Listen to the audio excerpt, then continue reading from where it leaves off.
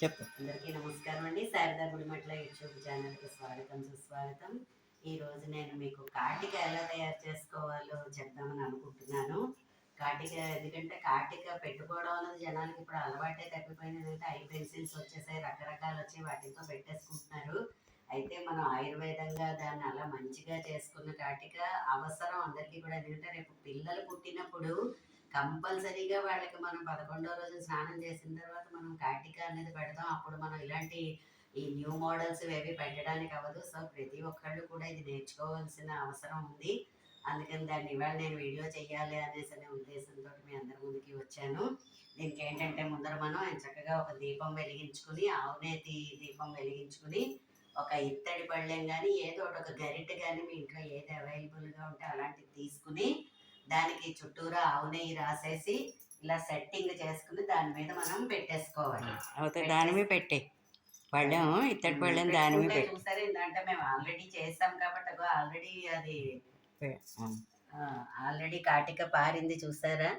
అది ఇంకా ఈ ఘనం అయ్యేంత వరకు దాని మీద మనం అలా ఉంచామంటే అది చక్కగా ఇంకా బాగా ముద్దగా చాలా పౌడర్ వస్తుంది.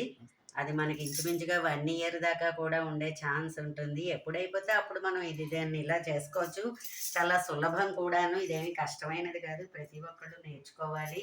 ఎందుకంటే అందరిళ్లల్లోనూ మనకి అమ్మమ్మలు తాతమ్మలు ఉండొచ్చు, ఉండకపోవచ్చు. కానీ ప్రతిదీ కూడా మనం నేర్చుకుంటే మనమే తయారు చేసుకుని మనం మన కోడళ్ళకి చెప్పడం అనేది జరుగుతుంది. మా చిన్నప్పుడంతా మా అమ్మమ్మ గారే మాకు ఎప్పుడు కాటిగా అది చేసి ఇచ్చేవారు.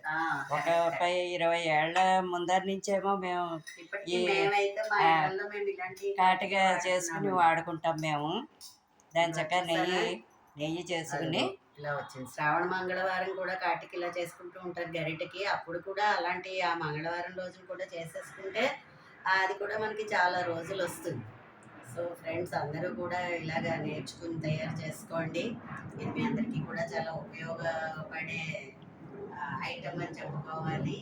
అందరూ కూడా నేర్చుకోవాలి. పిల్లలు అది మనవలు అది పుడితే మన ఇంట్లో మనమే తయారు చేసుకోవడం అనేది జరుగుతుంది.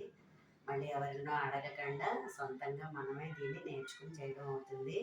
నా వీడియో కనుక మీకు నచ్చినట్లయితే లైక్ చేయండి, సబ్స్క్రైబ్ చేయండి. మరిన్ని వీడియోస్ కోసం బెల్ ఐకాన్ని క్లిక్ చేయండి. ధన్యవాదాలు.